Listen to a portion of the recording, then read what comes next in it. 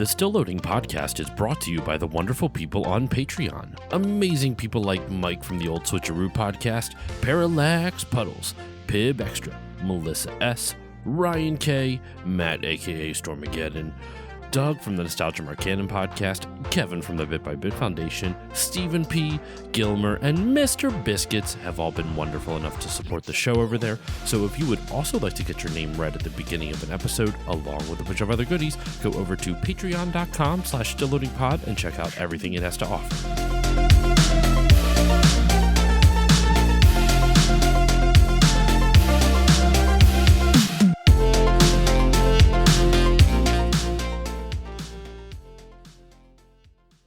On this episode of Still Loading, this is Mario's world, and we're just living in it.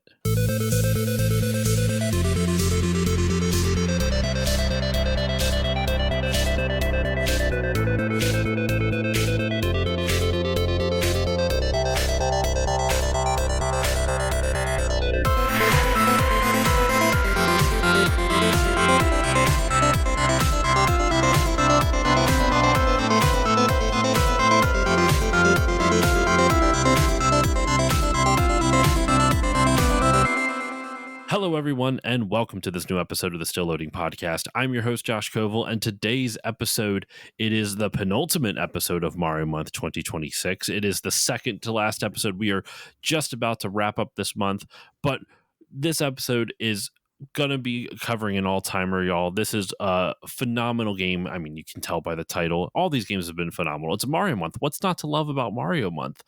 And we're here to talk about the first 16-bit Mario game, or I believe it is. Yeah, it's the first 16-bit Mario game, Super Mario World, and I have two wonderful guests joining me to discuss this iconic game. We'll start off with a first-time guest, someone who has not been on the show, but a relative of his has been on just a few weeks ago. Joining me from the Classic Gaming Brothers podcast is Zach. Zach, how are you doing today?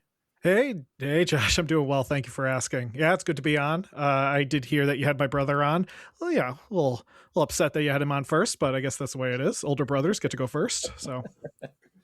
I mean, I totally knew he was the older brother and planned it that way, just so he wouldn't feel left out. That's okay. He likes to remind me he's the older brother, so I'm not gonna lie. If your hand-me-down podcast is Mario World, you're doing okay.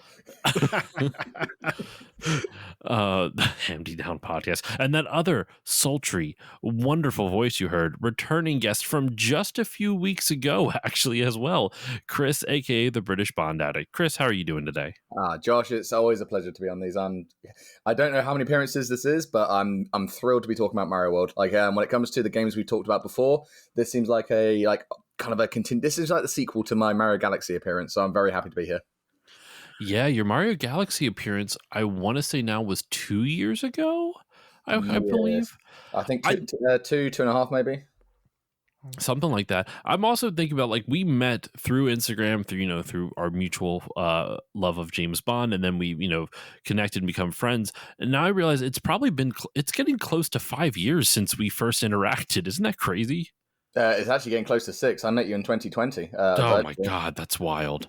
That's Time crazy. Internet friends are awesome, man. Oh God, yeah. That's true. But all right, well, we are here to celebrate this friendship of ours with Mario, with Super Mario World. Woo! And I'm going to kick it off with both of you. Actually, you know what? I'm going to start off first because my memories and recollections are pretty small for this.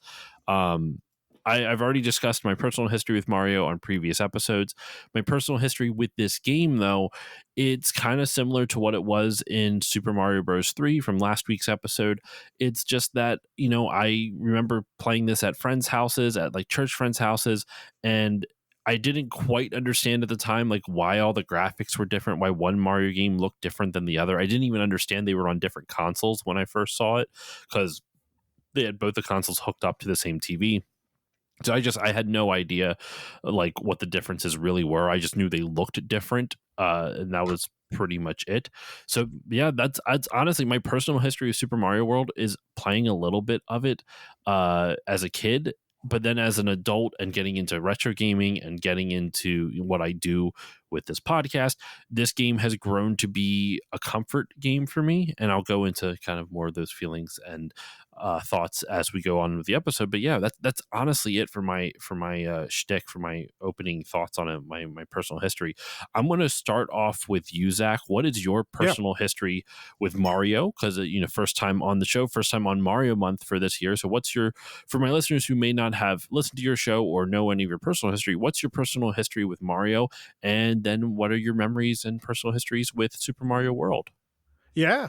So I first got introduced to Mario when we got a NES from a church yard sale, like a church sale. And it came with a copy of Mario Duck Hunt and Legend of Zelda 2. And I think some helicopter game that I can't remember the name of. But those were like the only 3 games we had. So I was for the system. So I was playing a lot of Mario mostly and Zelda 2. And it's interesting. So I grew up a Sega kid. I grew up playing Sonic the Hedgehog, and I played Sonic before I played Mario, but I still liked Mario. So even though I could tell that Sonic was different than Mario, like Sonic was faster or looked different, I still really liked Mario, that original Super Mario Brothers game. I just thought it was a fun game to play.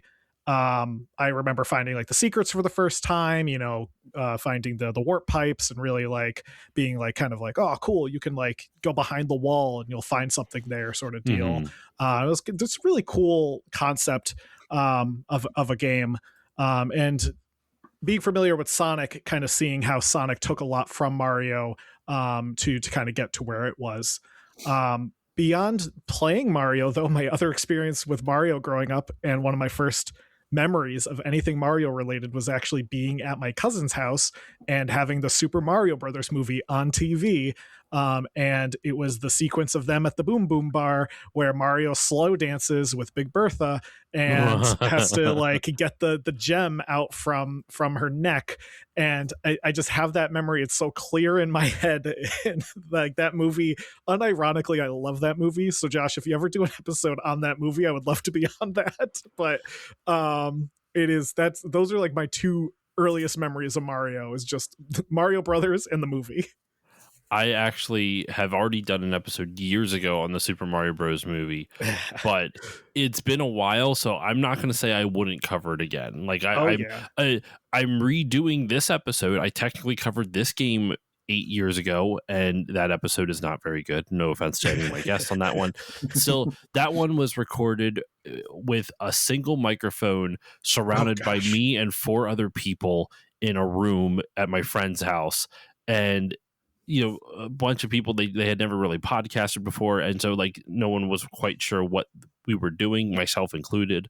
So the sound quality is a little rough to say the least. So this is my do-over. So I say all that to say, who knows, maybe in the future, maybe I will cover it again. I don't know. Anything's possible, right? Anything is possible if you have the cape and a Yoshi. Well, and yeah, going into my first time playing Super Mario World would have been, I tried to guesstimate it to be like, had to be in the late 90s. And I knew 2 families that had a Super Nintendo. One of them was my godmother and her family, and the other was that same cousin who I saw the Super Mario Brothers movie at their house. They also had a Super Nintendo. I just don't remember who had Super Mario World. I remember one of them had All Stars and one of them had Mario World, but they didn't like, it wasn't like they both had the same game. They both had different games. But I remember playing a lot through like the first few levels, mostly because I only played the game when I was over their house. But just like replaying, Yoshi's Island, then Donut Plains, kind of just repeating those levels over and over again. They're very memorable to me. Mm-hmm.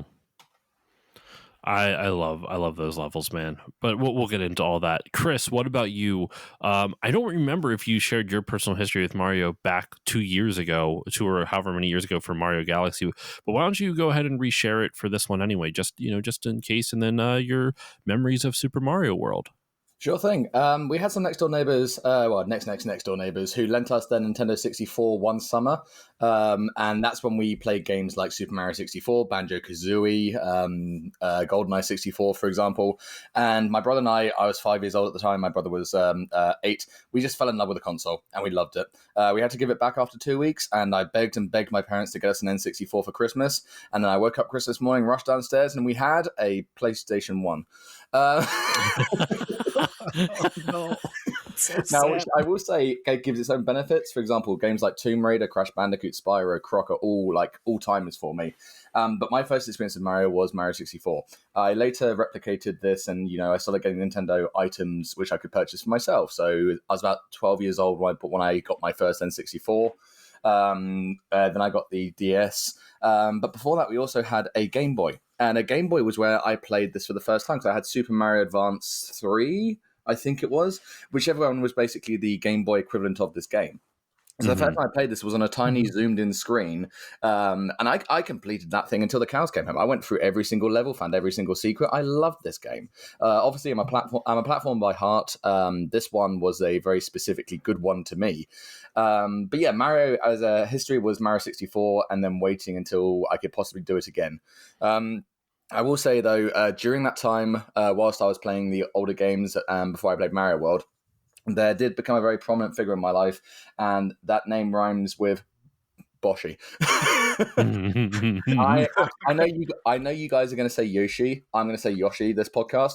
I am absolutely obsessed with this character. I'm so obsessed even still as an adult that when the Mario movie came out 2 years ago, the CG one by Illumination, with that footnote at the end where there's a Yoshi egg, I had like 6 or 7 different kids come from my school come to me and be like, "Mr. Hunt, did you see the Yoshi egg? Did you see the Yoshi egg?" You know how much I love you. I'm literally looking at a Yoshi right now who's dressed in a Santa outfit. Yoshi is my boy. So to go back and play his original game, it's great. So this game has a significant part of my heart. I would say I view it very differently to how I view like Yoshi's story or the actual first Yoshi game itself, which is where he's the main character. But the fact this is the first one with Yoshi in it by himself, it makes it incredibly significant to me as somebody who hyperfixates on things. I was surprised, and I'm glad you explained that, because I was surprised when you said, now that I know you're a big Yoshi fan, that you didn't choose Yoshi's Island as the game when I offered you, here's the games available. Are you a fan of any of these? And you went for this one, so Yeah. that makes a lot more sense now. No. I'm a big Yoshi guy. I think when we played Mario Golf, I was playing as Yoshi for most of it.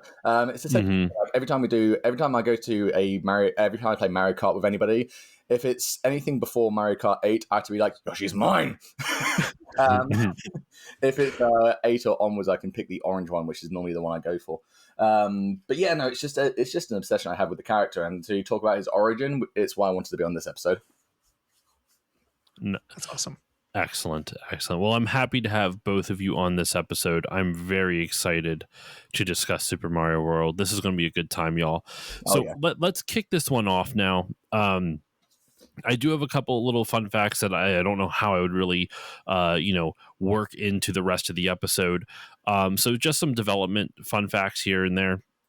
The game was developed by a staff of 16 plus members. 9 of them had worked on Super Mario Bros. 3. A lot of them did work on other Mario titles. It was in development for about 2 years or so, a little give or take. And then it eventually was released in Japan on November 21st, 1990, followed by the North American release on August 23rd in 1991. So less than a year later, but still a little bit after the Japanese release date. Europe didn't get it until April 11th, 1992, and then Australia didn't even get it until July 1st, 1992. So there was a good gap in between all of those. When they were making the game, because this was the first game the Mario team made on the new hardware, they were trying to teach themselves Super Nintendo hardware while making a new Mario title that would be bigger and better and stand out and help sell the system.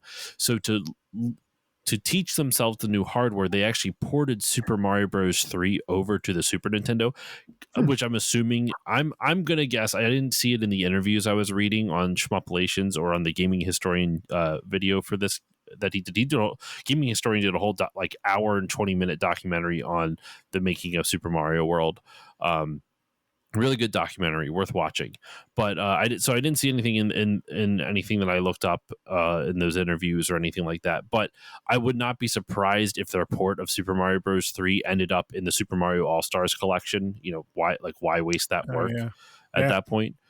And it was a good thing that they ported it over, though, not only just to teach them how to use like the Super Nintendo development tools, but Takashi Tezuka in the interview I read on Shmuplations, shout out to Shmuplations, by the way. They it's a website with a huge collection of translated interviews from Japanese gaming magazines that we never got over here. So it's filled with fun little nuggets, not just from Mario, but from like tons of other games too. So they had an interview from a 1990 developer interview that was featured in the Super Mario World official guidebook, which is kind of cool. So Takashi Tezuka in that interview said, though, that it was handy that they did port it over, because when they ported it over and they saw the new game with its fancy graphics, they're like, wow, this is just like this is the same game. Like we can't just make something like Mario 3 and just have it be nicer graphics. Like we have to do something more than just make a solid Mario game with nice graphics. We have to try new things and try new ideas, and I personally would say they succeeded in that. So much so that the early designs of the game, though, it looked like it was a clone of Super Mario Bros. 3. So even though by porting Super Mario 3 over, they still kind of like took too many lessons from it, and there was the way he kind of described it, from what I was doing research on, remember how like the real Super Mario Bros. 2, the lost levels that we got, where it was just like a souped up version of one. The earliest versions of Mario World were basically like a souped up version of Mario 3. Like there really wasn't like enough of a difference. So when they noticed the similarities, like how similar it was to Super Mario 3, they made dramatic changes. And it also gave them a motivation to see what the new hardware could do. So they started experimenting with things like Mode 7, transparency effects, larger sprites, parallax scrolling / background scrolling, stuff like that. So all of these things, all of these experimentations with Mario 3, and realizing how easy it would have been just to make a Mario 3 clone, but with nicer graphics, push the team to really innovate and try a bunch of new things, which is kind of cool. And the game was originally supposed to come out in 1989, actually, when the Super Nintendo was going to launch, but then the Super Nintendo got delayed for a year. It was going to come out in the fall of 89 and ended up coming out in the fall of 1990 in Japan. And that was that probably saved the game, at least in my opinion, because if they already needed that much time just to port Super Mario 3 over, and realize like how much they needed to do, like that last year was probably gave them so much time to polish and figure stuff out. So so the other stuff I can talk in about I can work into talking about levels and game design and whatnot. But I'm going to start off, I think, with Chris this time. We're going to talk about our thoughts on the gameplay. So, Chris, I want to ask you, what are your thoughts on the gameplay? What are some things that you like, that you don't like? What are some things that stuck out to you when you played this for the first time, or it still stick out to you now? The weirdest thing I can imagine, this is just a pure reflection off the top of my head. When I was a kid, it felt perfectly weighted. Like, I didn't need to learn to play this game. I had enough experience with platformers that I knew exactly what the thing was. Go from the left-hand side to the right-hand side until you get to the end. But the jumping, all of the actions, the spin jump, I mean, even Yoshi, when you jump on top of him for the first time, everything makes complete sense. And I know this is considered like the GOAT of like 2D platformers. And I would agree, just because the game feels so familiar somehow when you play it for the first time. Like, I didn't need any time to catch up or get used to it. It just felt ready. So my big thing is just the waiting. Like, the waiting is as in wait, as in not stop. WE. Wait. Oh, you mean like literally time? Like you're like the game is fast moving? Are No, you no, talking about like the way Mario moves? Like, or is it WEIGHT or WAIT? GHT. Like, for example, GHT. That's what I thought. when you jump, the weight of the jump makes complete sense. And that is Yes. so Yeah. crucial in a platformer. Like, I can't tell you how many platformer games, like, I love Croc, for example, but the jumping in that game, the weight that Croc has is insane. This one, it's perfectly balanced. That's the reason I say it's better than the 3 games preceding it. I even know I know Mario 2 is a rip-off of Doki Doki Panic, but even then, it still didn't feel quite right. Mario World is when they nailed it, and they really nailed it. I am very much in agreement with you on that. I'll throw it over to you, Zach. What are one of the first things that kind of jumped out to you about this game?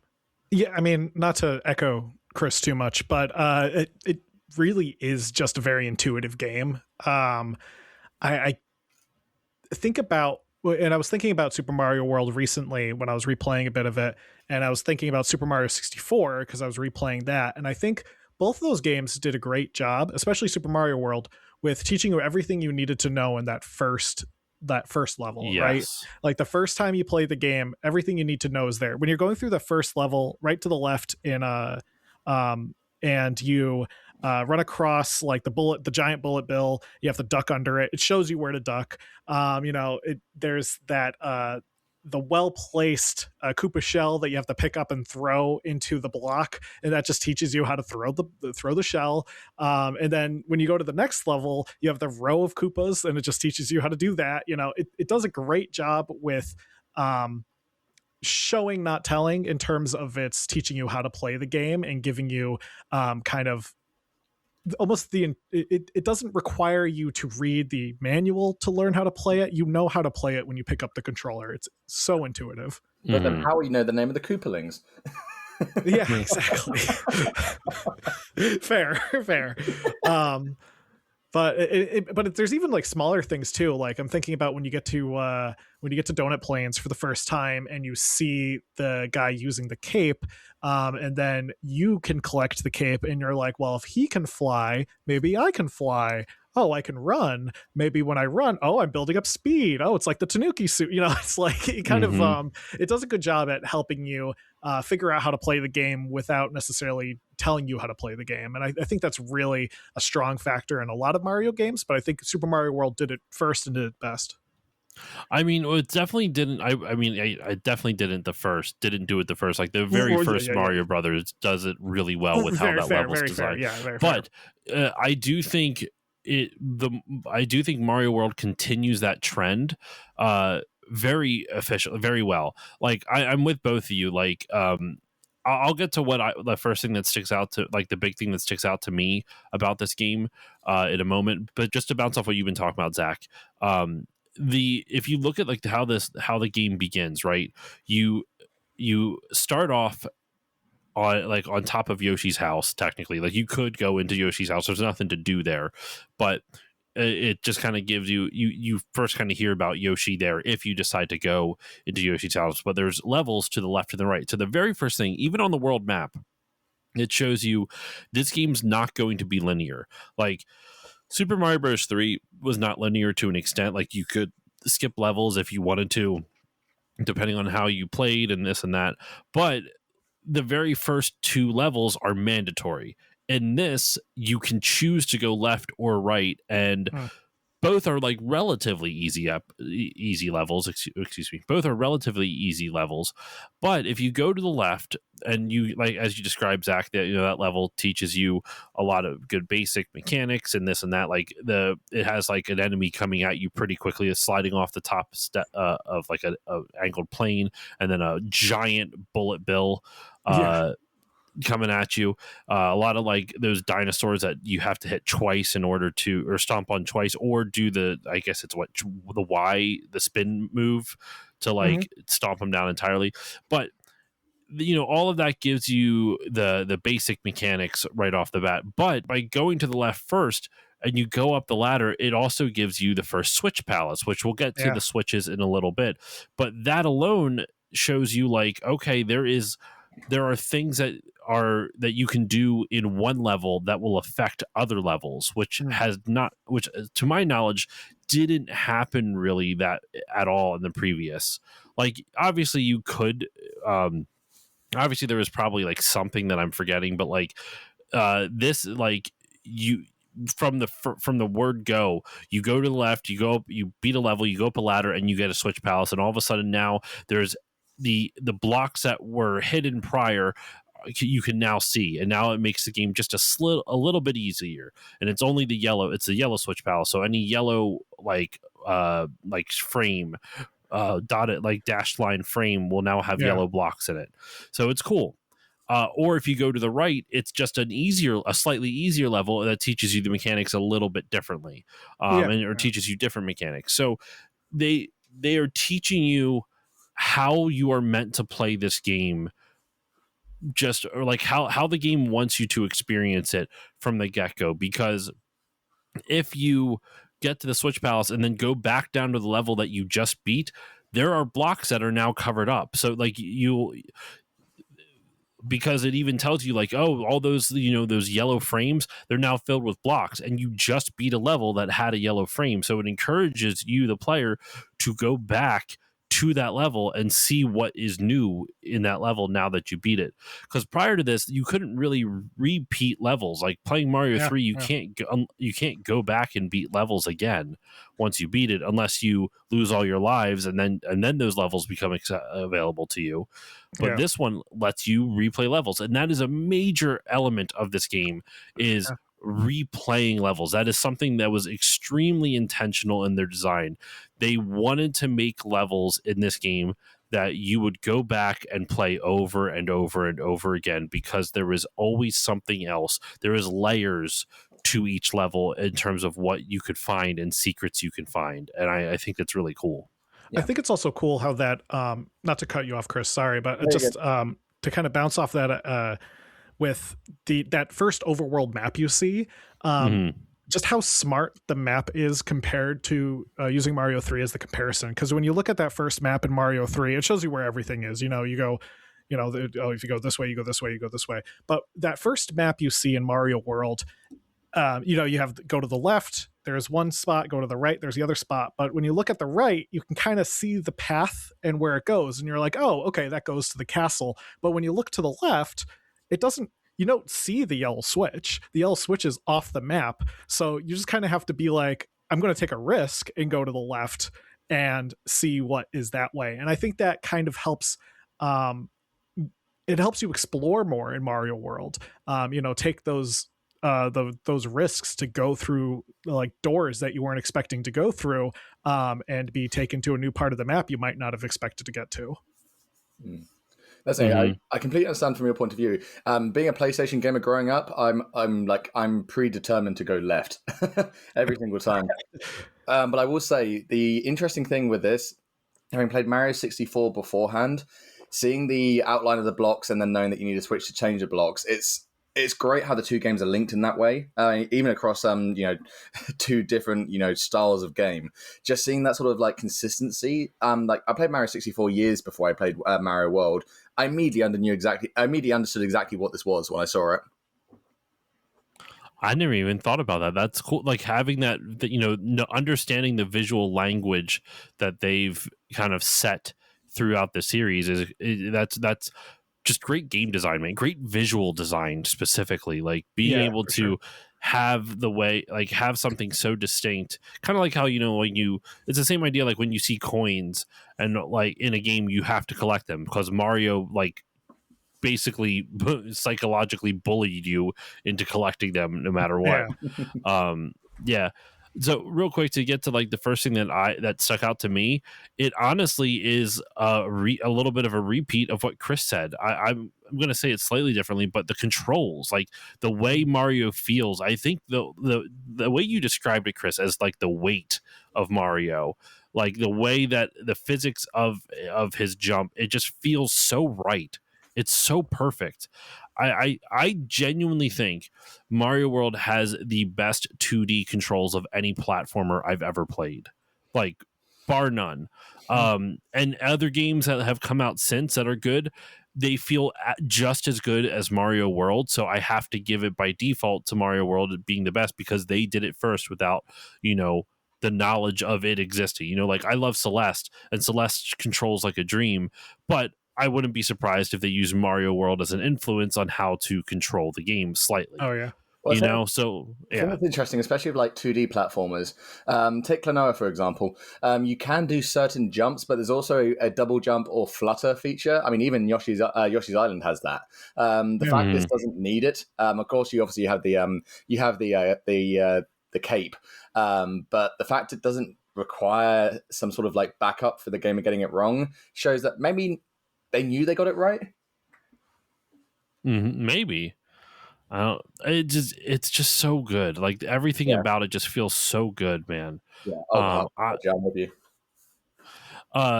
so that was the first thing that stuck out to me. Some of the things that they changed, we should talk about, the differences specifically between Mario 3 and this. A lot of the power-ups, I shouldn't say a lot. The power-ups that came back are, your super mushroom, your fire flower, your superstar, stuff like that. What's interesting is, if correct me if I'm wrong, guys, are there any other power-ups besides those three and then the cape? Am I missing something? I feel like I have to be missing something. And like Yoshi is a power-up sort of, but also a character. Thank But you. like for just a straight up power-up, is there any that I'm missing? I don't think so. No, I think you've hit the nail on the head. It's the super mushroom, the fire flower, the cape, and Yoshi, if you count Yoshi as a power-up. Yeah, so like that's super interesting if you think about it. Because they normally, when you have a sequel, you get more and bigger and better, and that's not really a thing in there. You have you okay, there's the P balloon, which not really a power up, it's kind of like a modification because you can't keep it forever. Yeah. And same with Yoshi's wings. That's also kind of like it's kind of more of a modification to me, because it's not something like a power up is persistent until you get hit or you die, but the others are not persistent. These are timed, I guess, timed power ups. It's like a status change, though. It's not really like a power up. Yeah, I know what you mean. It's interesting because like it's a power up in like Super Mario 64, because almost all the power ups in that are timed, like the wing hat and stuff like that. But that, to me, if everything's timed, but then also Metal Mario is also timed, isn't it? Yeah. Yes, So yeah. So yeah, that's a little bit different. But when you have both, something that's timed and something that's not, then to me, then it's almost like you have to differentiate them. So yeah, I just find it interesting that they got rid of the Tanuki suit. They got rid of the leaf. They got rid of the Hammer Brothers suit. They got rid of the boot, which was only in one level, but still, they got rid of the boot. They got rid of the frog. And the frog suit. And they remove all that for just the cape. And the cape is amazing. It is so versatile. It's amazing. We'll get into that in more depth in just a moment. But I find it interesting that for the sequel, that arguably a lot, like people will debate forever which is better, Super Mario 3 or Super Mario World. And Super Mario World, it removes power-ups. They give you a new one, but they remove a lot. But it's interesting that you don't feel at a disadvantage. Like they designed the game so tightly around the base power-ups. It's really cool. I'm genuinely, like, just thinking about that, like, that's such an odd choice for a sequel. Like normally now it'd be like, look at all the new power-ups we have now, but that's not what they did. Right. Yeah, I was going to say, compared to like like the new Super Mario Brothers games, when those were coming out, when they would just like stack up power-ups like nothing, like, oh, now you got Cat Mario sort of thing. But yeah, no, it's I think it's something that Nintendo, I mean, they definitely obviously did it on purpose, but I think it's something that Nintendo was good at with Mario, and that is allowing you to play the game with, at minimum, all you need is, Mario being big. I mean, you can even play the game for a very long time as just small Mario, but it is nice that they kind of fell away from the reliance on power-ups in Mario World. Yeah, well, I think the fact as well, when with like, I remember when New Super Mario Brothers, you mentioned it before I got there, the turtle shell and the mini mushroom. Granted, while I could understand the point of them, and I used the turtle shell so much, I would just like breeze through levels with that. It's always a gimmick. Nothing in this is a gimmick. Right. Yeah. No, for sure. No, that's very true. Because like, I mean, hell, even in Mario 3, like the boot is essentially a gimmick because you only get it in one level. Yeah. Yeah, Uh, yeah. and I don't get me wrong, I love the boot. It's fantastic, but you only get it in one level. So yeah, I think so. That's one of the big differences. A lot less power ups, but you don't notice it because the game is really well designed around all of that. Then obviously the world map is extremely different, not just visually, but also in the way that you handle it. Like there's secret exits, and there's 96 exits total in the game.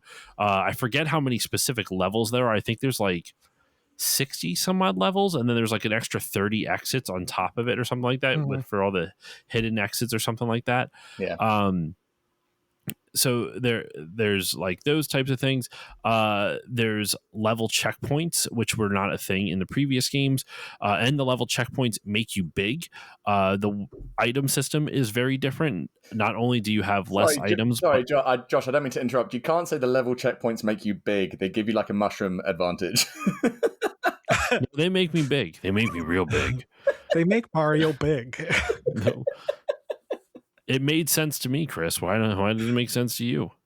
Oh, it makes sense. I'm just thinking for a podcast of your prestige, we should be a little bit more prestige. What prestige?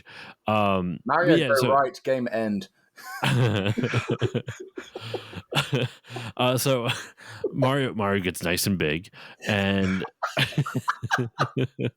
no, so the checkpoints, make him taller, make him bigger, and then the item system in Super Mario 3, you could choose an item prior to a level. You would have a bank of items that you could select from. You could store the items and select them, and then whenever you wanted to use them, you could select one prior to a level starting and use it for the level. In Mario World, you can't do that, but they allow you to store one item, which is different. And when you store that one item, you can call it at any point while you're in a level. So that's one of the bigger differences, I would say. And obviously there's graphical upgrades and everything, but the two big differences to me is just the difference of power-ups and then also the item system. Physics are obviously another big thing, but that's a lot harder to kind of quantify. It plays like a Mario game, so I would say it was an irritating thing to me where the item you got saved automatically distributes when you get hit by an enemy and go to small Mario. Oh yeah, that was irritating because I'd rather save it and do it on my choice as opposed to it being automatic.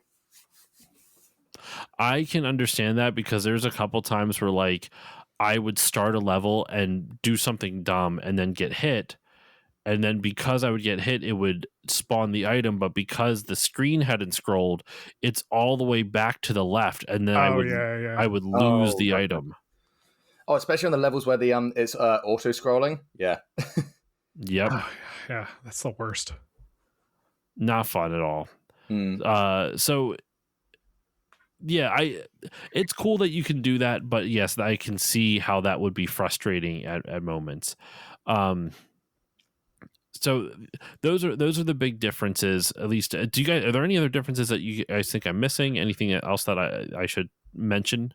Well, I think one thing, just with the comparisons to Super Mario Brothers 3, what I feel like Super Mario Brothers World or Super Mario World is I think Super Mario World is the refined version of Mario 3, if that makes sense. Because a lot of Mario 3 is in Mario World. You can pick up Koopa shells, you can throw them, you got the flight, you got the map, you got the Koopalings, but like I feel like Mario World is Miyamoto walked in and looked at Mario 3 and was like, this is good, but let's do it better. And that's what we got better Mario 3 is what Mario World is to me, at least.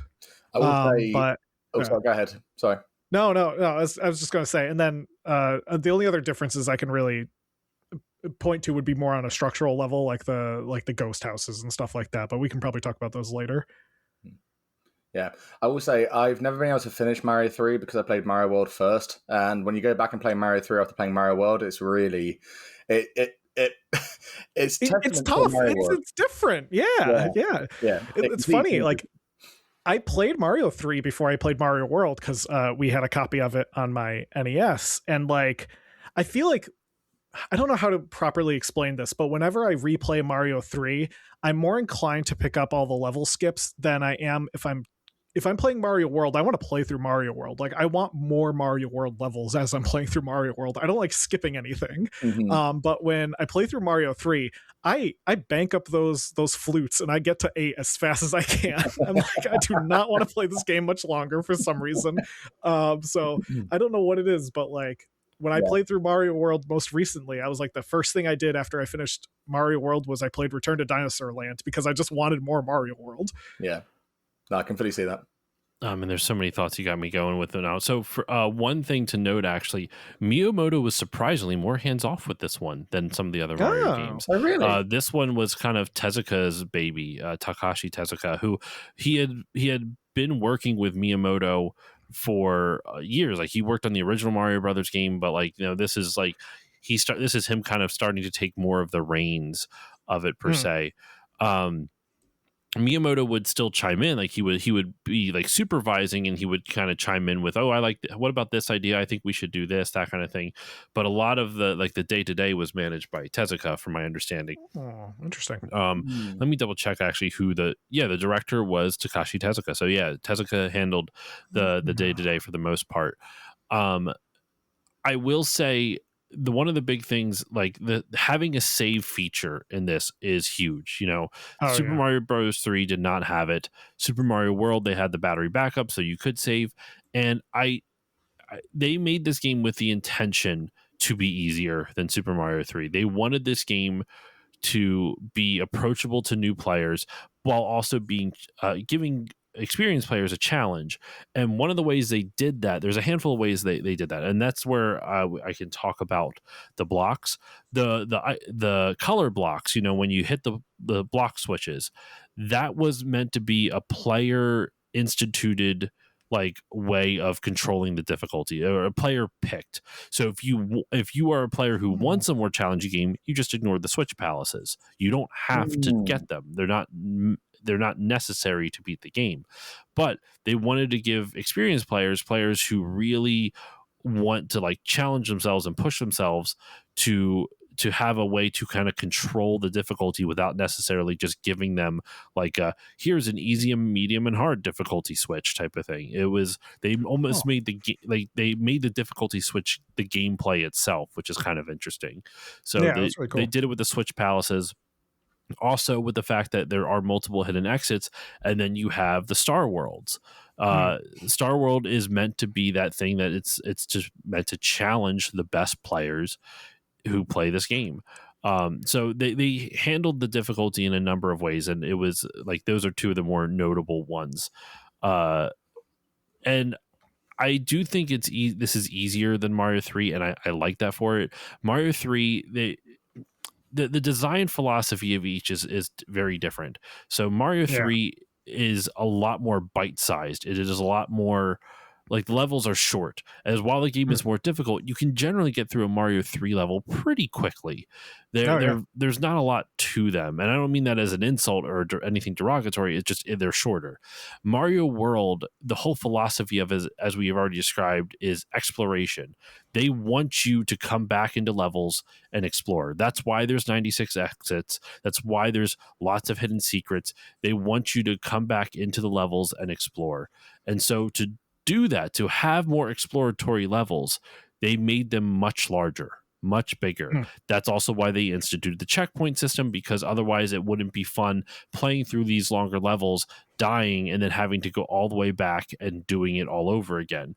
Yeah. And also creating the save system also helps with that.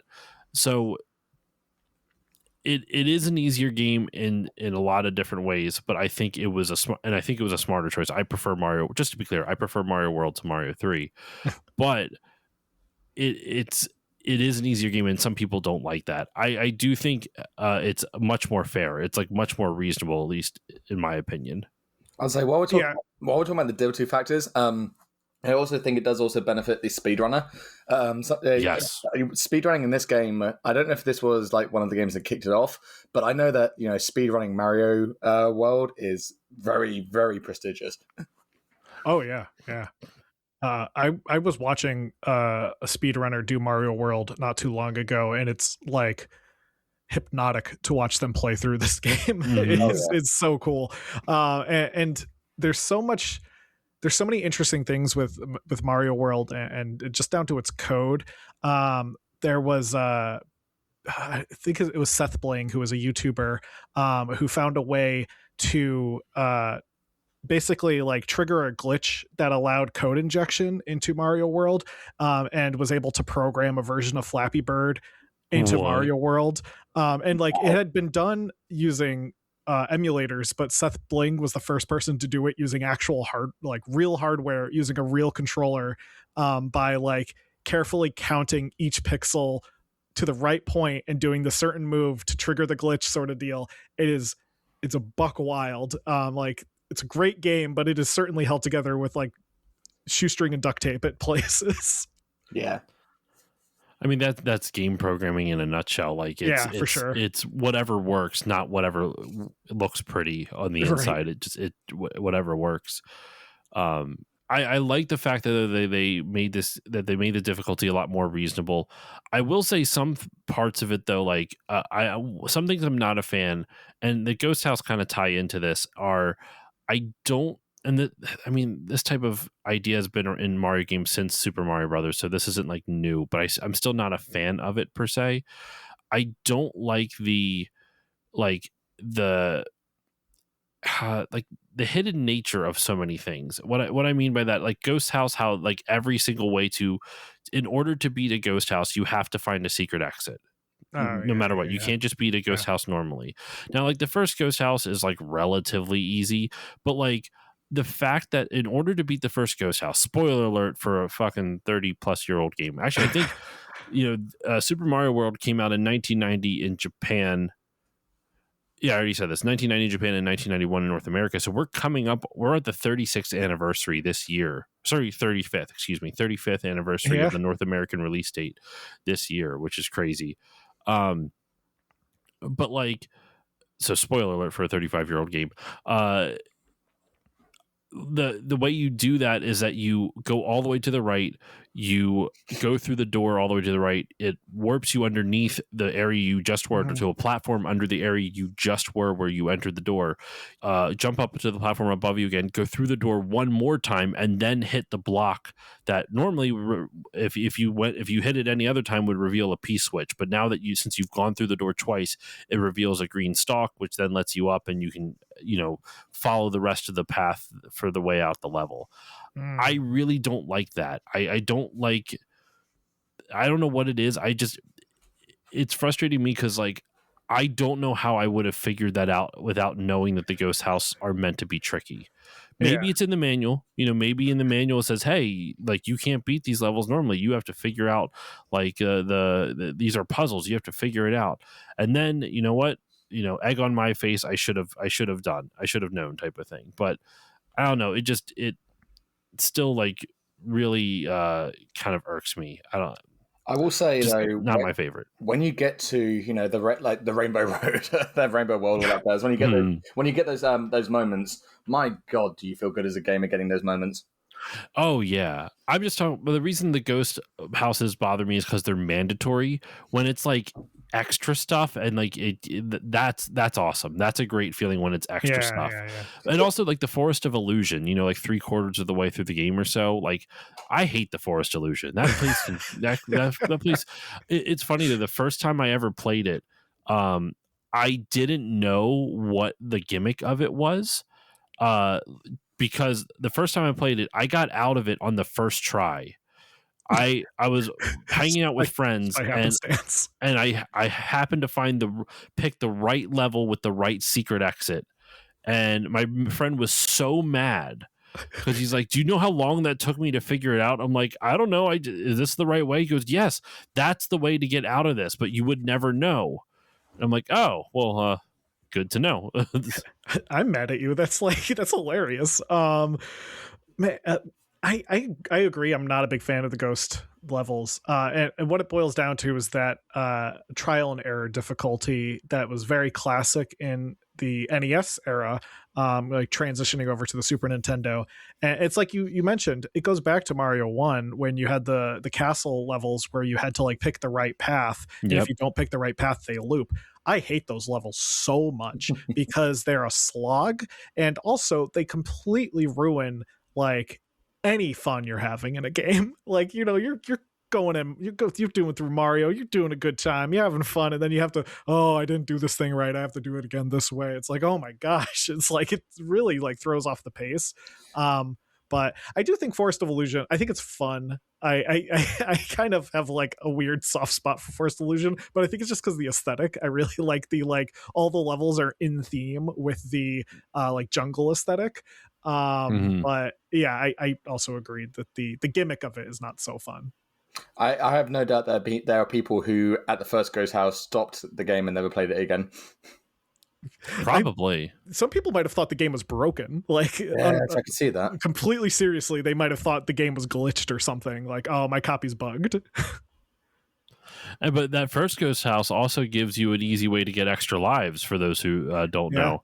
Because if you get the secret exit of that ghost house, then you can get the there's like a little area above that you can get power ups and a Yoshi if you don't have one. Woo. If you have Yoshi already and you go to that level, instead of a Yoshi coming out of that block, it's just a 1-up. So you get free 1-ups, and you can literally just go there riding the Yoshi, grab the 1-up, leave the level, turn on the go back into the level and rinse, wash, and repeat until you get like 5 or 6 or however many lives you want to get.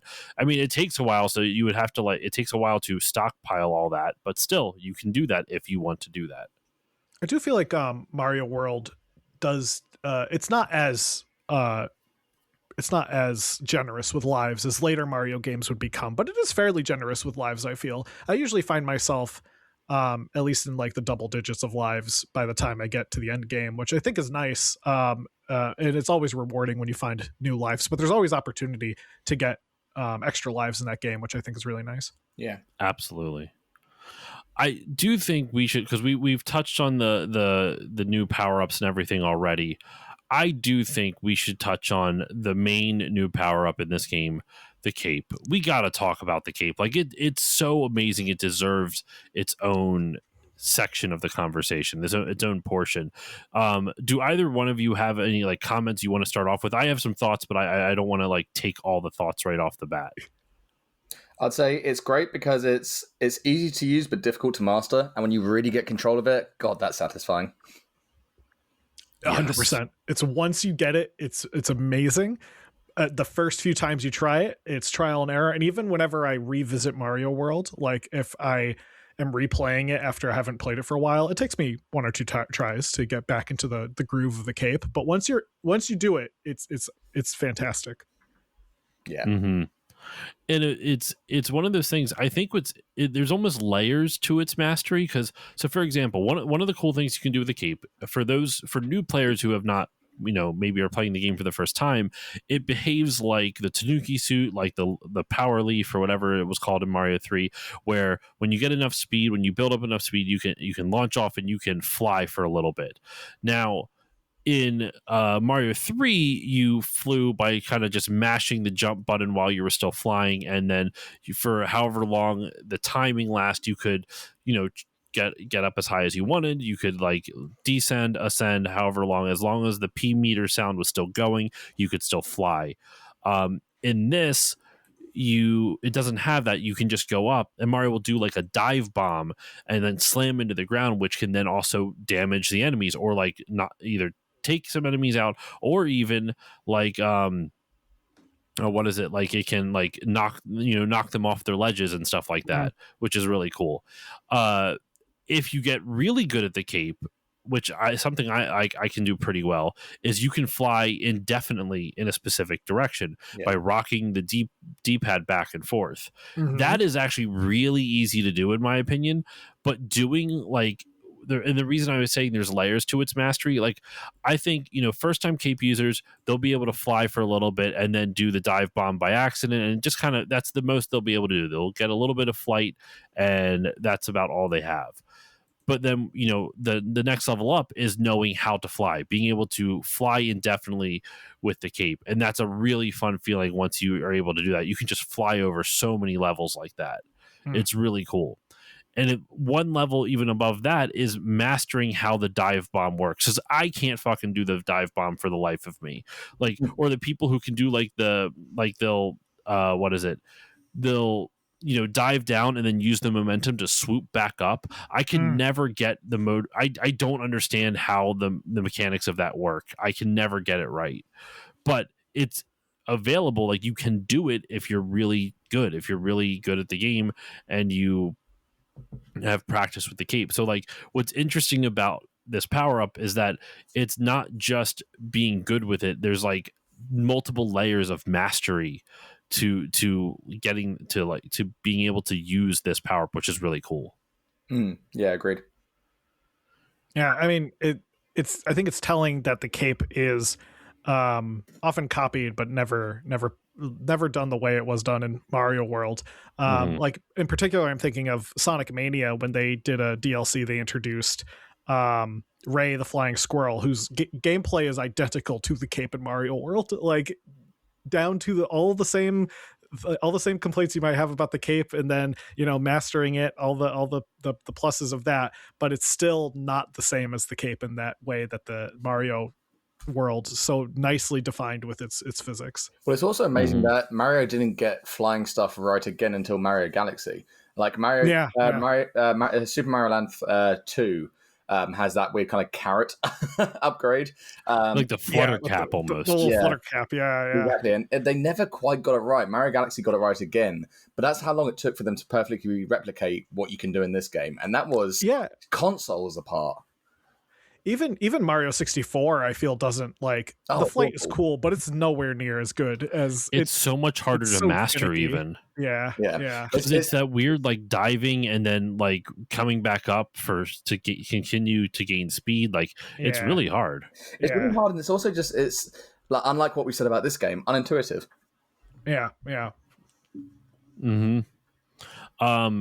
Something else with the mechanics though that we should touch on also that I forgot to mention is the spin stomp. That is something that's like that's new to this, and it creates so many cool mechanics that like Kaizo Mario developers use. So normally when you jump on an enemy, you stomp a Goomba and that's about it. There are some enemies that you can't stomp on because they got spikes on their head or something, or it's a saw or something. Like you can't step on it and cuts up your feet, you die.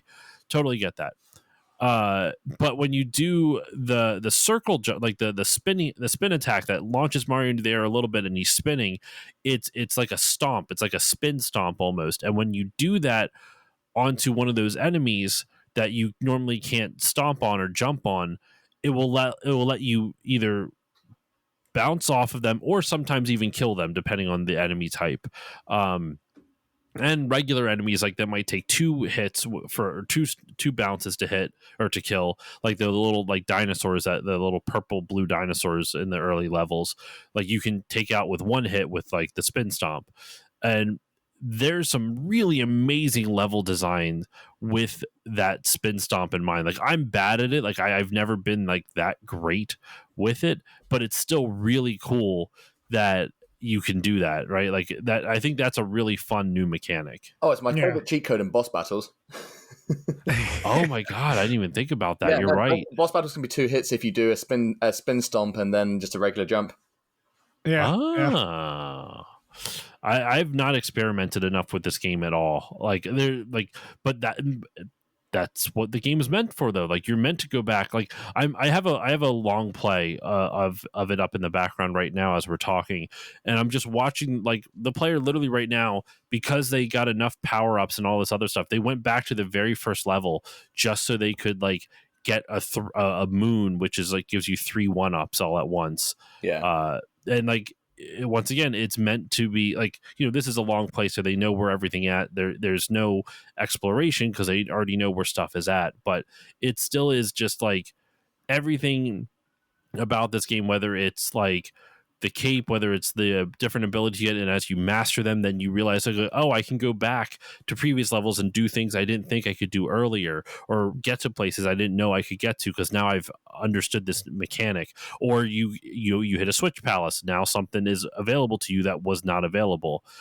There's just so many cool things about this, and I'm going to I've stolen this point in other podcast episodes for other games, and I'm going to steal it because it was. I want to steal it again here because it's from another podcast that was talking about Mario World. Mhm. In the Retronauts episode from that they did on Mario World, literally probably like close to a decade ago now or so. They had on the guys from the Watch Out for Fireballs podcast, and one of the points, I think it was Gary Butterfield who said this. I think it was Gary who said this on the episode where Mario World creates a really nice feedback loop where you like playing Mario World, so you want to take time and explore the levels because it's fun to play this game. And what's the reward for that exploration? It's more Mario World. It's a game that the reward for playing it is more of the game. Yeah.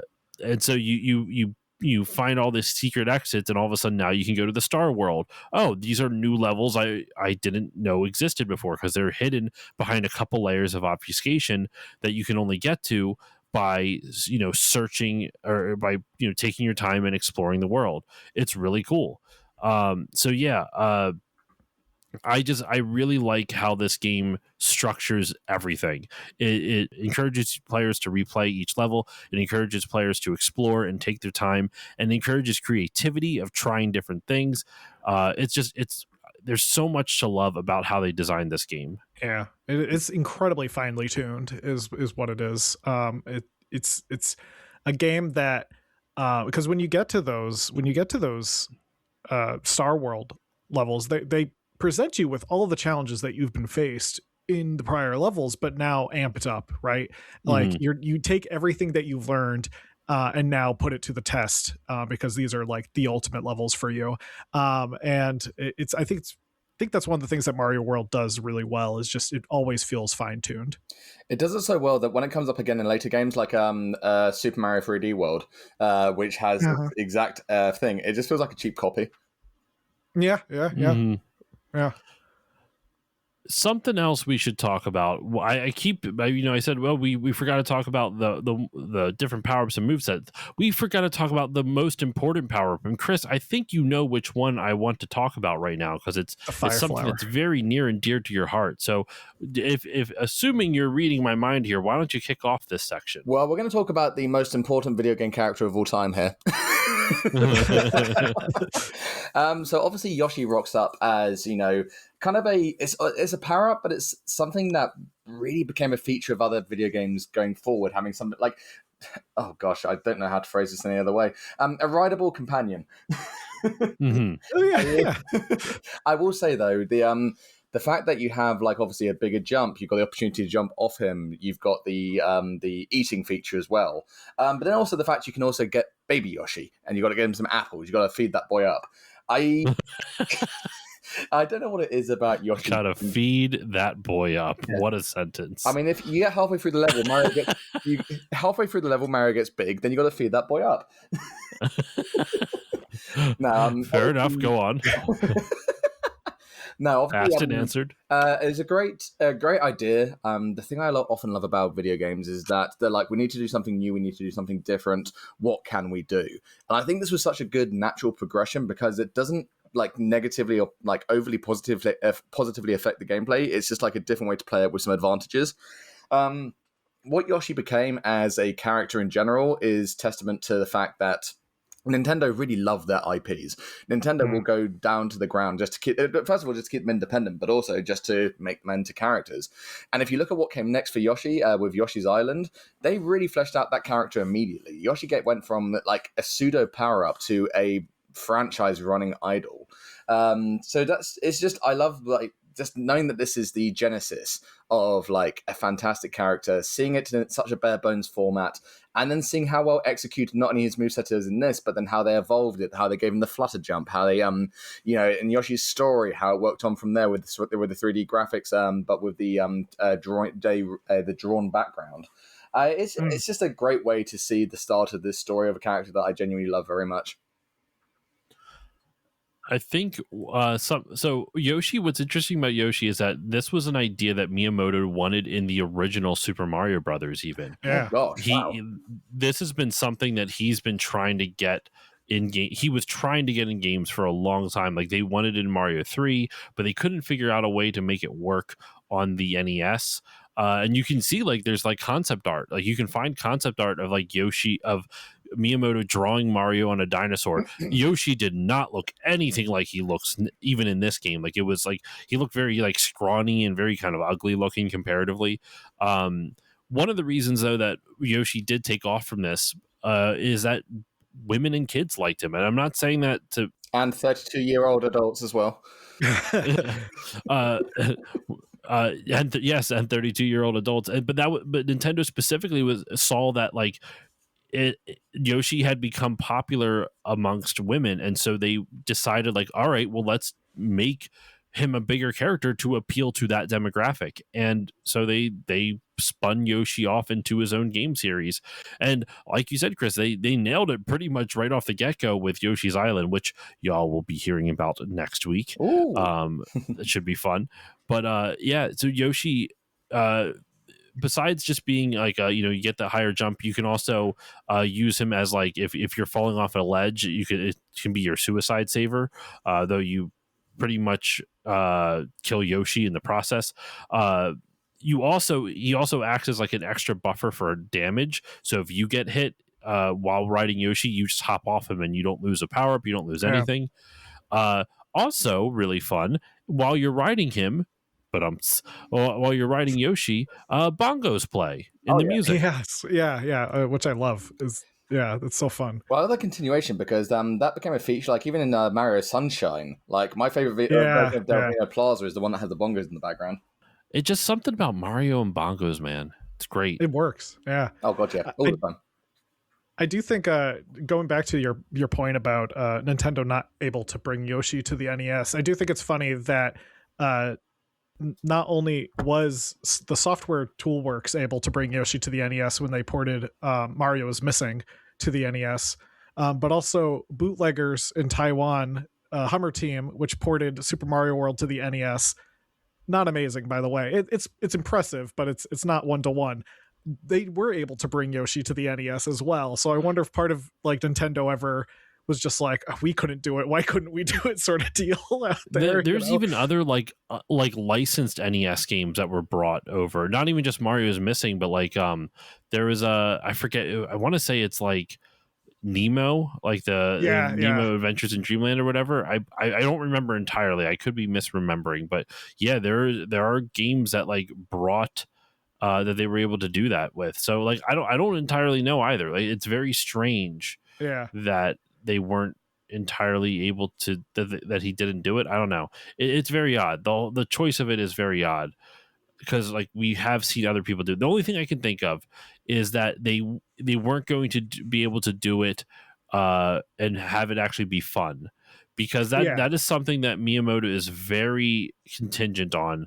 That if you're going to put something in a game based off of like if you're able to do something, doesn't mean you should if it's not going to be fun. Yeah. Right. And in fact, when they were designing this game, it was very like one of the things they were really cognizant of and trying to be very careful with is that they didn't just put things in because they could, because they had all these new toys with the Super Nintendo. Like they didn't have nearly as many limitations. They had a lot more colors they were able to work with on the NES.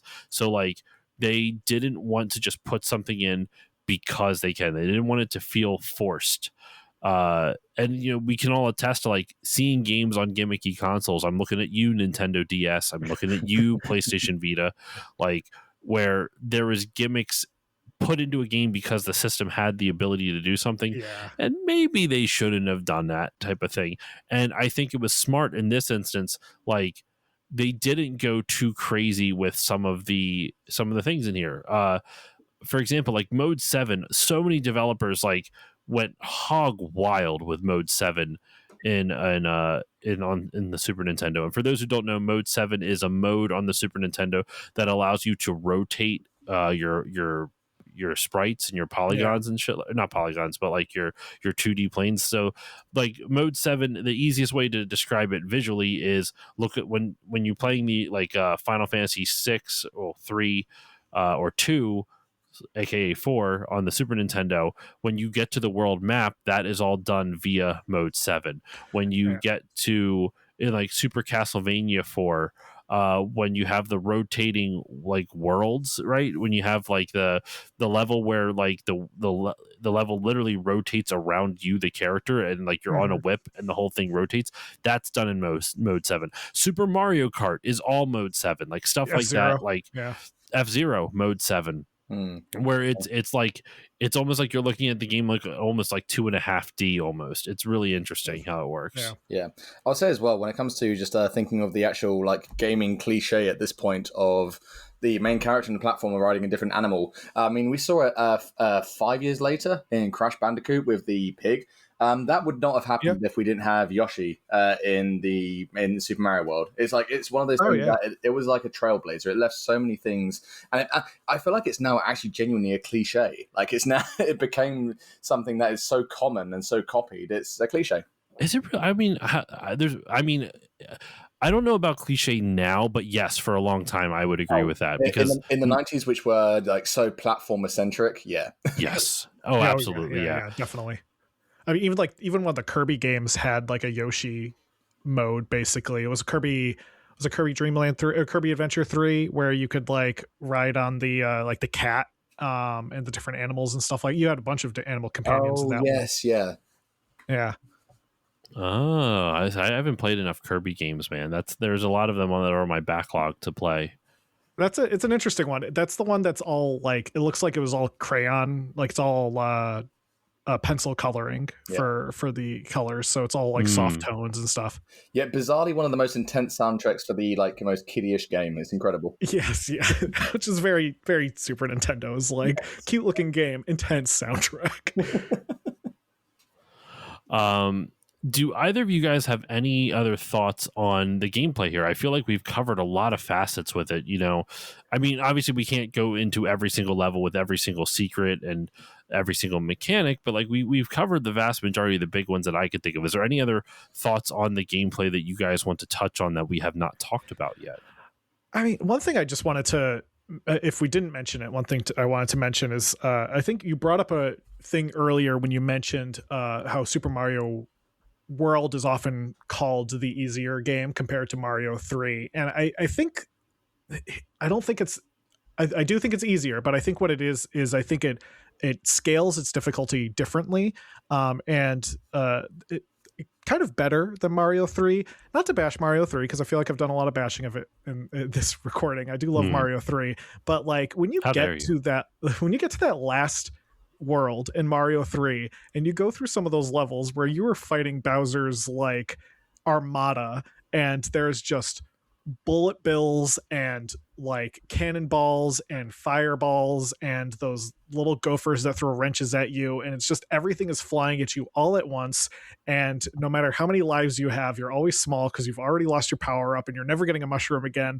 It's just so chaotic. But when you play through Mario World, I feel like when I start Mario World, I'm like, oh, I can actually finish this game and I will feel happy and know that I can beat the game, because I feel like it scales itself.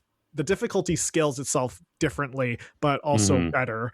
It feels more fair going throughout, where the game does get harder, but it never gets so hard that you feel like you're going to like have get aneurysm because of how many times you've seen that guy pop out of the hole and throw his like wrench at you.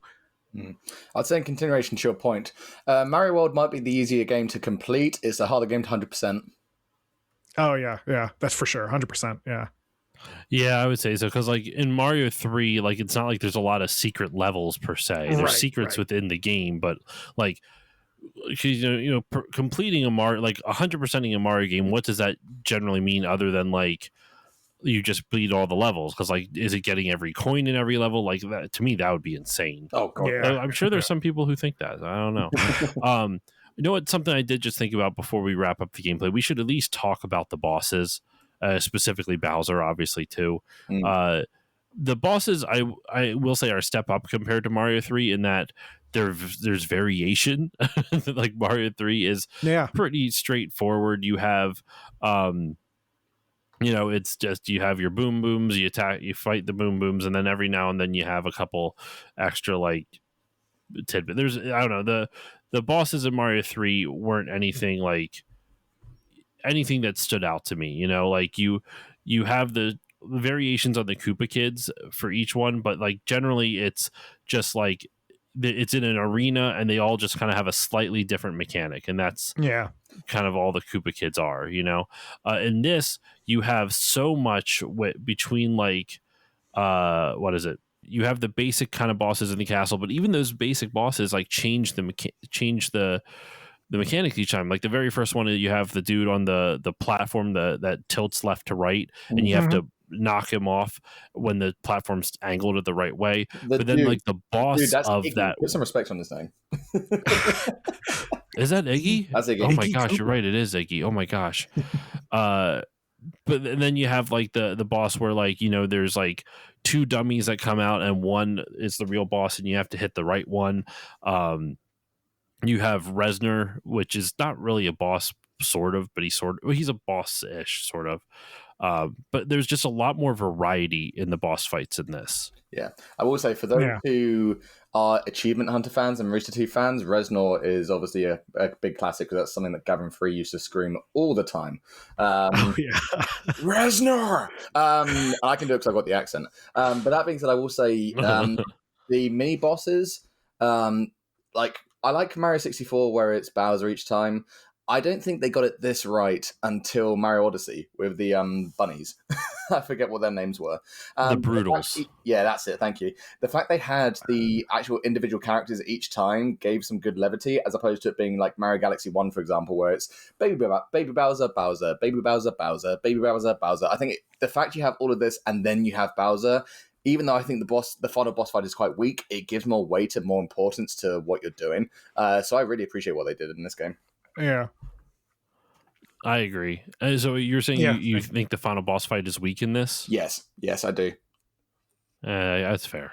That's I'm not going to even try to I like it well enough, but it is a weird boss fight because it's using mechanics that you really didn't practice much with throughout the entire game. The closest you have, there's a Boo boss fight in one of the ghost house that oh my gosh, the ghost houses that use something similar to how you beat Bowser in this, but that's really about it. Yeah, it almost feels like a Dr. Robotnik fight from Sonic, where because Bowser's in that big floating thing, and every time I play it, I'm like, this feels like I'm going against Dr. Robotnik. Yes, yeah.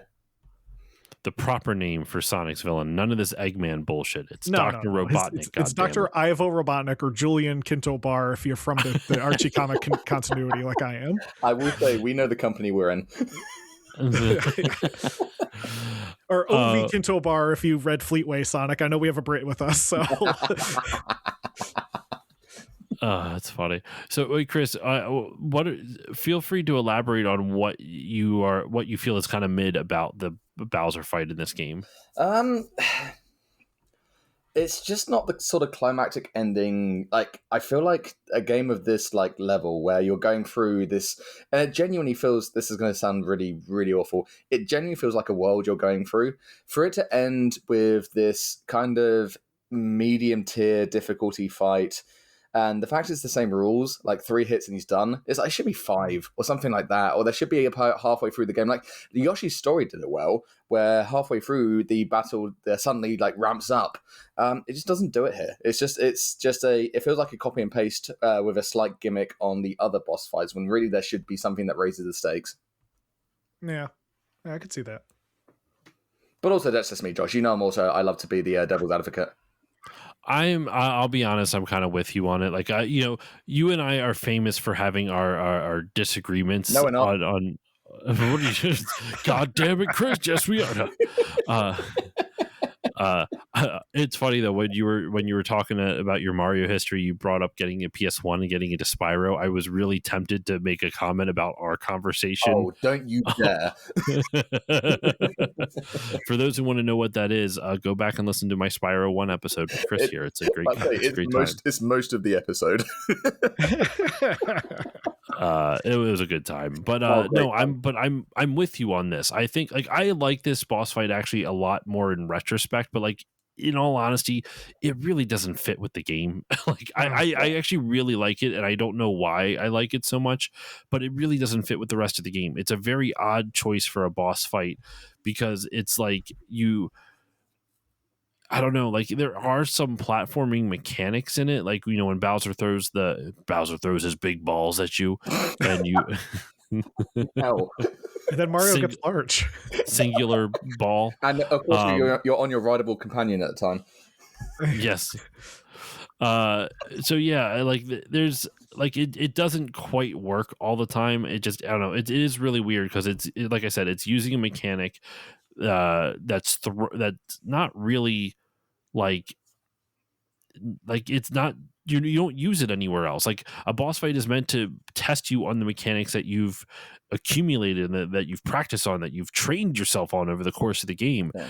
And this boss fight really doesn't do that. It's like to defeat the boss fight, you have to use a mechanic that you've used maybe once or twice. And on top of that, that Boo boss fight in the ghost house, that's a hidden ghost house. It's not even on the main line. It's not one of the main entry points. I think the thing is, as well, this is a personal struggle I have with Mario, because I like it when Bowser is genuinely intimidating. I think that's because my first reveal of Bowser was Mario 64, where he is an intimidating son of a bitch.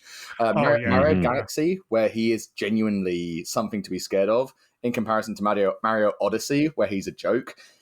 This felt a lot more like Mario Odyssey. Like the fact he's running a giant clown car thing. I feel like for these games to work really well, the final boss or the overall antagonist should be a little bit scary. Okay, when they're dumbed down, then it's a little bit comic. Like Mario Odyssey, I think is a fantastic game, incredible game. Do I hate that Bowser is trying to marry Peach the entire time and he's in the wedding suit?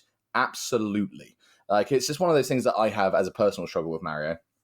Yeah, no, that's fair. It's tough when the villain kind of is a joke. And I think if Mario World's final boss maybe was in stages, like maybe if the whole Bowser and his Eggmobile sort of thing was just part one of the boss battle that you did with him, I think then it could have been a bit more of a better more memorable boss battle.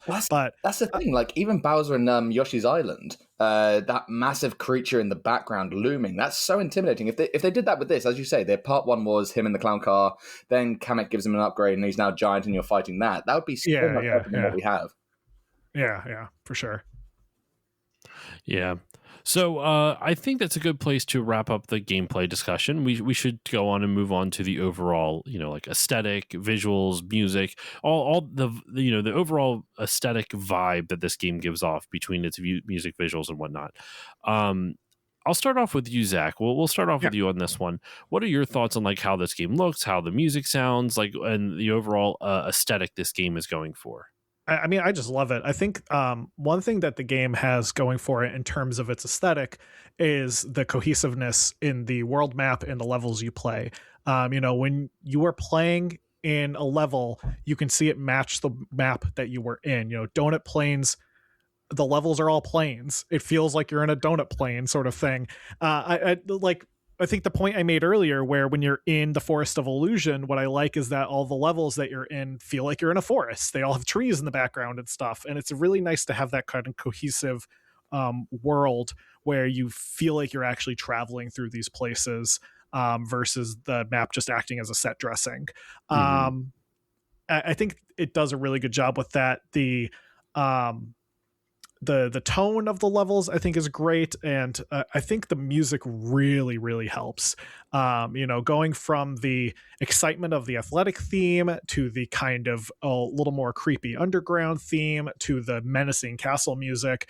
It's just each song, it just is good. Each song just slaps. I can't think of a song that I don't like in the Mario World soundtrack. I love that soundtrack so much. Yeah, I'm going to double down on what's been said. The music is iconic. I mean, there's so many things. Like I'm doing the same as you, Josh. I've got a long play in the background.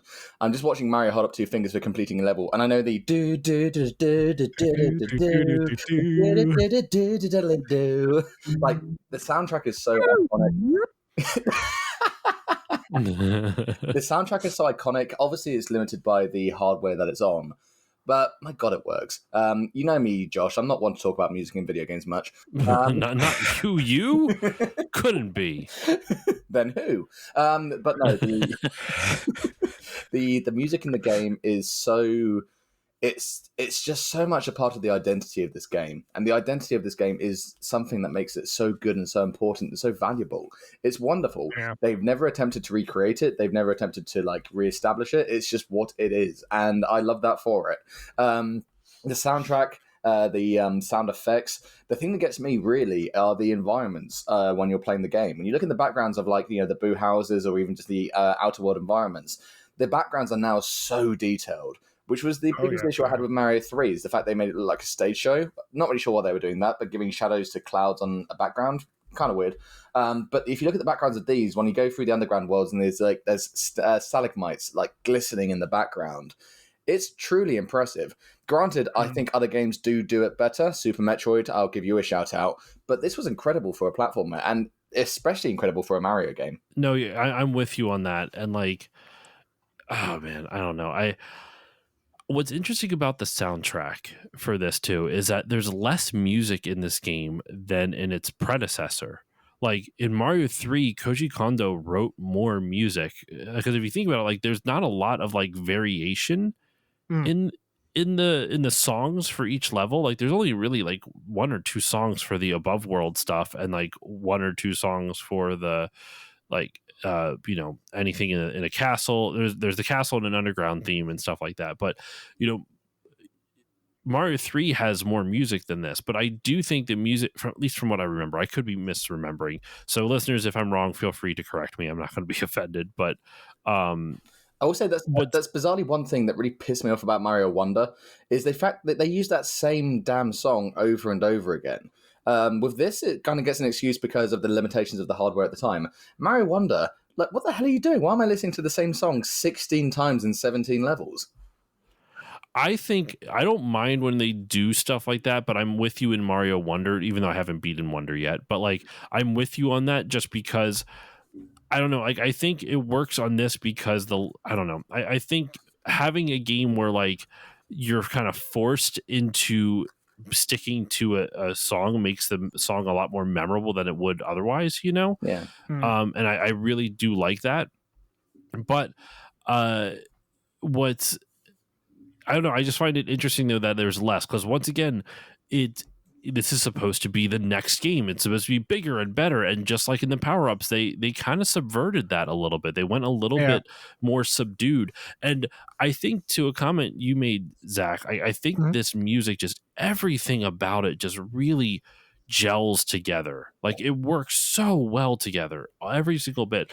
Like beating the little jingle for beating a level, the title screen jingle, the end of game music, like all of that stuff, just like it all fits in so well with the overall aesthetic that they're going for. And I think I love the soundtrack for this. Like I think like almost every Mario game has a phenomenal soundtrack. Like all the mainline games have something that I really enjoy out of it.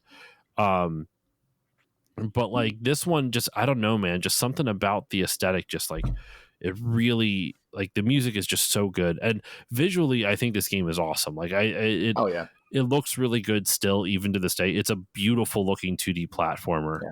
Well, to my point with Bowser being a depressing and mid-final boss, how intimidating is the music in the castle levels? Like, that's incredible. What I think is really incredible is the fact that pretty much every song uses the same leitmotif. Yes. Which is just, it's literally the same song playing slightly differently each time, but it's done in such a way that makes it stand out and makes it as good as it is. Like the underground, it's just really good. It's really cool. I like the way they do that. This was Koji Kondo, right? Oh yeah. Okay. Yeah. Yeah, as you say, Zach, with the leitmotifs, yeah, that's like his like almost his hallmark. But you're absolutely right. Yeah, the variety that he can do with the same leitmotif overall, that's a very great observation. Yeah. So before we get into final thoughts, something I want to do, and before we talk about the game's legacy and our feelings on it and all that good stuff, I have a couple quotes from that Schmuppalations article that I want to read that I thought was just kind of cool. One I'm going to save for my final thoughts because it kind of fits in, but the one that I couldn't find any other place to put this into the episode, it didn't really fit with anything we were talking about, but I found it kind of amusing. So the one quote from programmer Toshihiko Nakago that I thought was kind of amusing. The end of the interview, they asked what do you look for in a video game? Let me actually find the exact last question because it was kind of amusing to read all their answers. It was what kind of games each of you would like to make in the future. And so Nakago replies, since I may collapse of exhaustion from all the overtime before long, laughs, I'd like a game I can play while I'm hospitalized. I remember being completely absorbed in these old simple games like marbles. I could get lost in them for hours. Any genre and medium are fine, but I'd like there to be more games like that, I think. And I just found that amusing. It just shows how hardcore, not just Nintendo, but Japanese game development is. For better or worse, it's how hardcore Japanese game development is. But just the idea that I'd like a game I could play while I'm hospitalized. That is such a direct that is such a direct quote to be like, I'm fucking exhausted. This is awful. That's so coded to me that he's just so done with everything in this right now. Just kind of amusing. Doesn't that just sum up 80s and 90s Nintendo? So dedicated to what they did that they created amazing things. Yeah. I mean, it feels like, dude, what is it? Just kind of in the same vein of it. I'm not going to say every Japanese game developer was like this, but it definitely overtime for Japanese game devs is a standard. But what is it? The composer for Chrono Trigger. Why am I blanking on his name? He's iconic. Yasunori Mitsuda. Mm-hmm. He gave himself a stomach ulcer in trying to compose for the game and was hospitalized. And the OG of Final Fantasy music had to come in. Nobuo Uematsu had to step in once he had his stomach ulcer. So it's. I don't know, hearing this quote of just I want to play something when I'm hospitalized just kind of fits into that whole aesthetic that's being painted, that whole vibe that's being painted into my head from all this. Yeah, for sure. Yeah. So I'm going to I'll start off with final thoughts and everything, and I'll give my wonderful guests here, the final say on final thoughts and legacy and all that good stuff, what this game means to them, what it means to gaming overall. And at least for myself, this is the game I put on when I want to feel happy. If I'm having a down day, this game just makes me so happy to play. It is just so much fun to play still, and it holds up really well. It controls well. It's beautiful. The music is great. The level design is fantastic. There's so much to love about this game. I already said it before. With that endless debate between Mario 3, Mario World, which is better, my vote goes to Mario World just because it makes me happy. It brings me so much joy. And that is coming from someone who does not have nostalgia for it. This is not personal nostalgia, just clouding my vision. This is not rose-colored glasses. I didn't grow up with this game. This isn't something that I played for hours on end, before, after school or waiting for church or something like that. This is something that I came to later in life, and it has grown to a place in my heart where it is one of my favorite games of all time. So yeah. I love it. I'm going to end the episode with the quote from Miyamoto, but before I get with a quote from Miyamoto from that interview, but before I get to that, I want to throw it over to both of you for your final thoughts and the legacy of this game in general. So Zach, we'll start off with you. Yeah, I mean, I think, without repeating myself too much, I think Mario World is the kind of the quintessential Mario game for me. It does everything that I want in a Mario game, if not more. And I think in terms of its legacy, it's had a lasting impact on both me as a person that's a fan of video games, but also on the gaming community as a whole in terms of the ROM hacks that have come out of it. One of my favorite ROM hacks is Return to Dinosaur Land, which is actually, I think, coming up on its 20th anniversary, because I think it came out in 2006. Wow. And yeah, but it's amazing to see what people are able to do with Mario World. I mean, when you guys were talking about watching streams of Mario in the background as we've been talking, one thing I put on in the background to kind of just watch is there's a video that came out. Oh, I remember watching this back in like high school. So this is going on 15 something years ago, 17 something years ago, was from a Japanese website called Nico Nico Doga.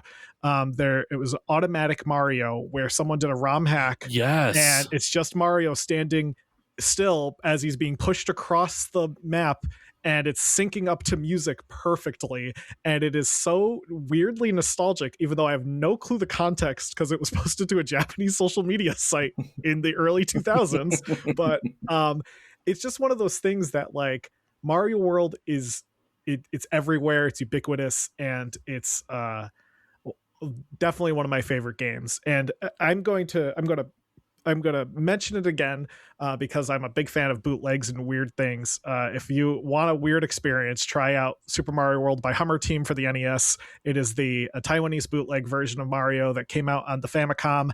It is a trip. It's a very well designed bootleg with some great glitches in it, because one thing they did was they accidentally swapped the speed cap, so Mario walks slowly when he's walking normally, but when he goes up a hill, he goes very fast up the hills, because they accidentally swapped the physics speed for the hills.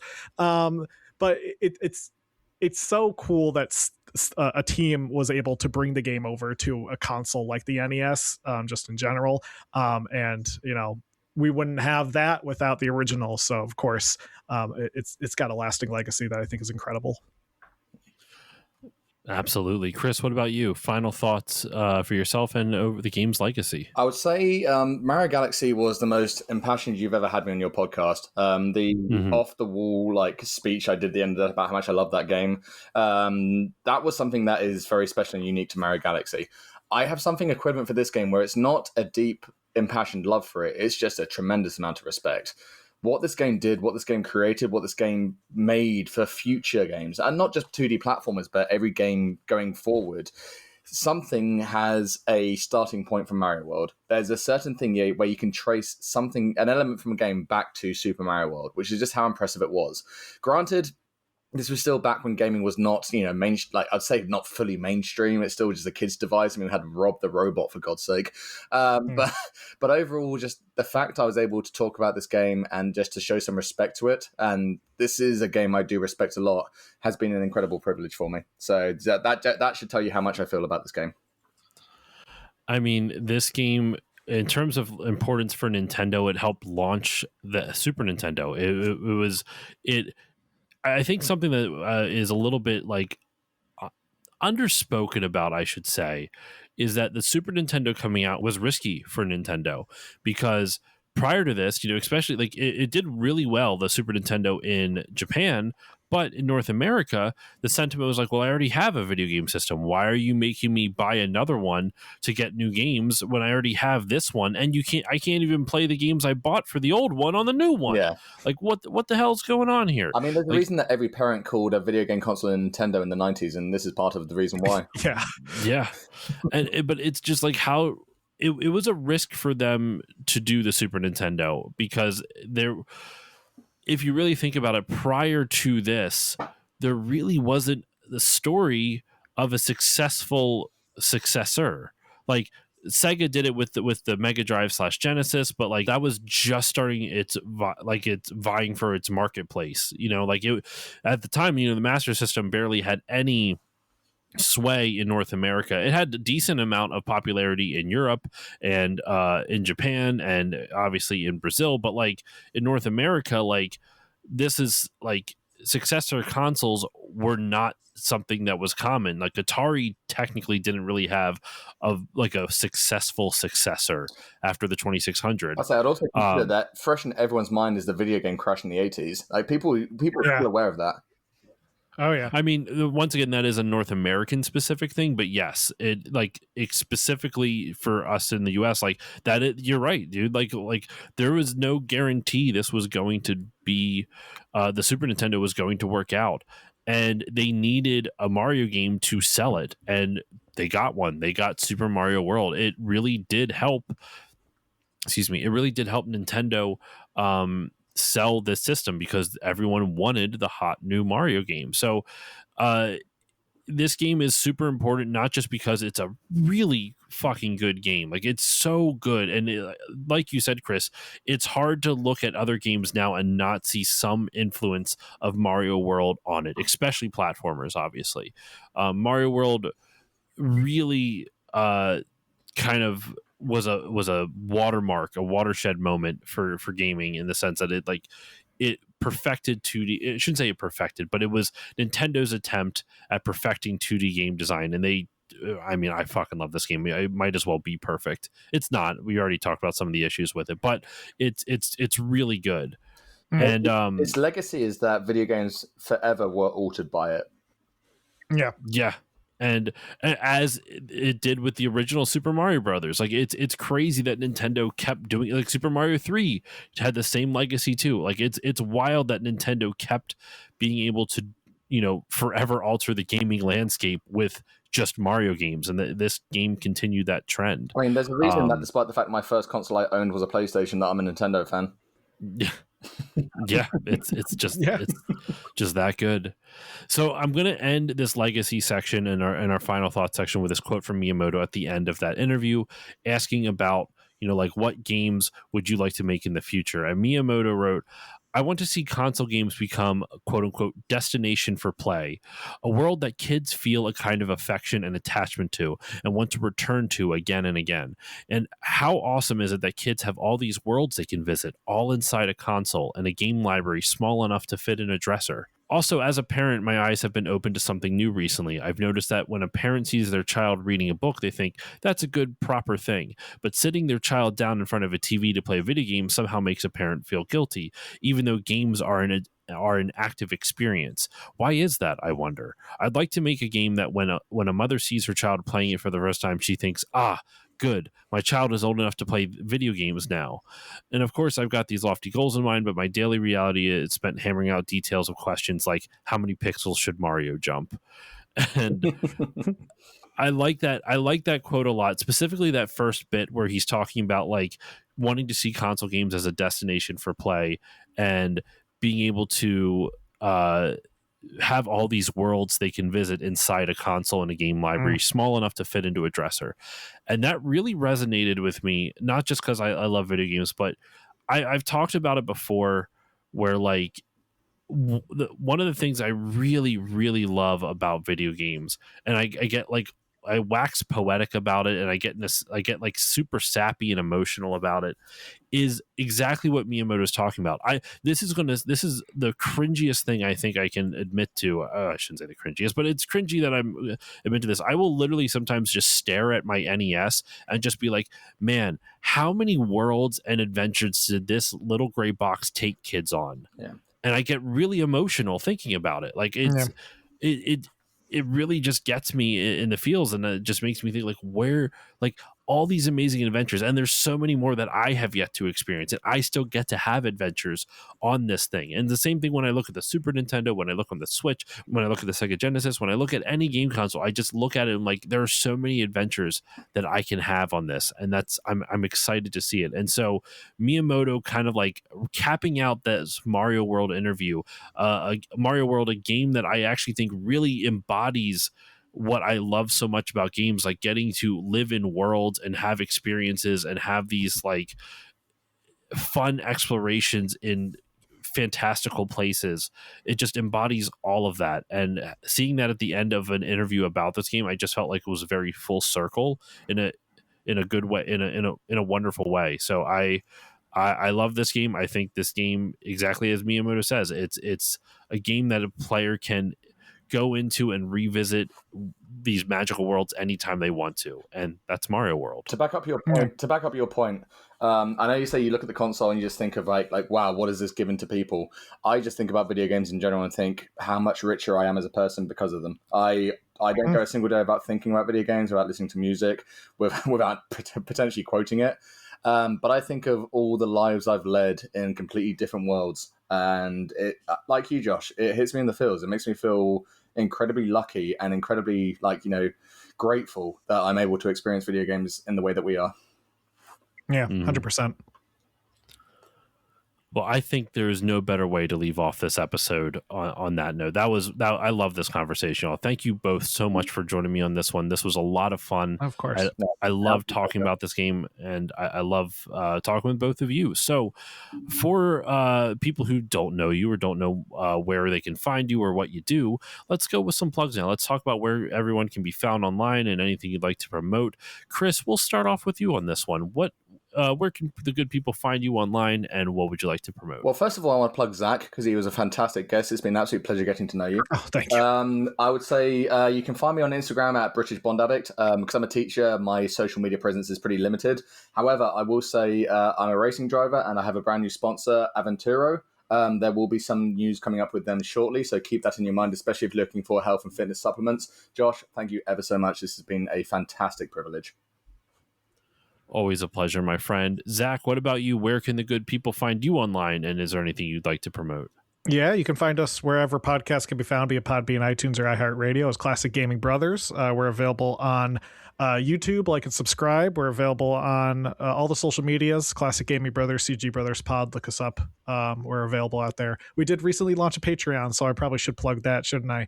And there should be a link somewhere on our website or social media posts. I will include a link to all of that. In fact, I mean, I can just copy and paste the links. I just used your website for people can get to. So I will have a link to all of that in the show notes.